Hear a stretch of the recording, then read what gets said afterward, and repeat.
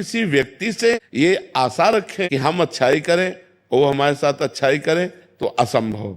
ये कलयुग है, यहाँ कपट छल, मतलब अगर आप उनकी ऐसी परिस्थिति में जब कोई सहयोग नहीं दे रहा, सहयोग दे दिया और उसको पता चल गया कि आदमी तो सरल स्वभाव का दयावान है, तो वो आपको नष्ट करने की भी सोच सकता है कि इसको फंसा लो। वो ये नहीं सोचेगा कि जब कोई साथ नहीं दे रहा था तब इस व्यक्ति ने साथ दिया, मैं कृतज्ञता प्रकट करूं। नहीं, आज का समय ऐसा नहीं।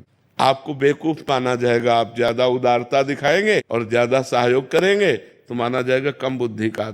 और जो छल कपट बेईमानी करे, बोले बड़े प्रवीण आदमी है, आज सम्मान किनका होता है? दंभी, पाखंडी, छल कपट का। और सत्य से चलोगे तो बुद्धू कहे जाओगे। दूसरे को जरूरत पड़ी, अपनी जेब से निकाल के दे दिया। दूसरा भूखा है, अपना भोजन दे। इसको भगवान आदर देते हैं।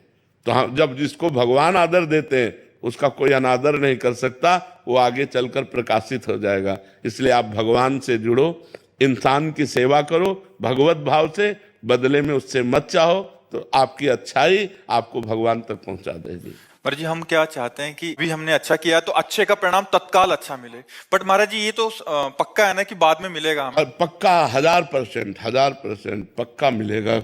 जब बुरे कर्म का फल मिलता है तो अच्छाई का फल क्यों नहीं मिलेगा? नहीं मिले। महाराज जी उसका रूप क्या होगा? वो इससे अच्छा होगा, जैसे हमने इनको संकट विपत्ति में सहयोग किया, तो हमारे जीवन में संकट विपत्ति जब कभी आएगी तो उस समय भगवान सहयोग करेंगे। और सबसे बड़ी बात होती है, भगवान प्रसन्न हो जाते हैं। और जिस पर भगवान प्रसन्न हो जाते हैं उस पर सुर नर मुनि सब प्रसन्न हो जाते हैं। फिर उसका मंगल ही मंगल होता है, वो कभी समस्याओं में नहीं फंस सकता। देखो, हम लोगों की एक अहम वृत्ति है जो इतना तो चाहते हैं कि भले आप हमारे बदले में कुछ ना करें, लेकिन मुंह पर इतनी बड़ाई तो कर दें। इतना कान सुनना चाहते, ये भी हटा दे, ये भी इच्छा हटा दे। वो बोले ना बोले, नेकी कर दरिया में डाल, मंगल हो जाएगा तुम्हारा। भगवान प्रसन्न हो गए तो सब बात बन जाएगी। महाराज जिससे संतोष हो रहा है कि बाद में तो अच्छा होगा, बहुत अच्छा होगा। ये जो आप कर रहे हो सरकारी बैंक में जमा हो रहा है। जैसे आप किसी को दवा दिला देते हैं, किसी की विपत्ति में सहयोग कर देते हैं, किसी को भूख मिटा देते हैं, किसी को, वो बोले ना बोले लेकिन मालिक देख रहा है ना, वो हिसाब आपका करेगा। वो हिसाब करेगा तो बहुत अच्छा करेगा। इसलिए हमें संसार से नहीं, संसार के मालिक से जुड़े रहना चाहिए। और ये सब कार्य संसार के मालिक को समर्पित करना चाहिए कि आपकी प्रसन्नता के लिए मैं कर रहा हूं, बढ़िया बात बन जाएगी। वही कार्य कर्म बन गया और वही कार्य कर्म योग हो गया। जो भगवान को समर्पित कर दिया गया वो कर्म योग हो। कर्म योग भगवान की प्राप्ति कराता है।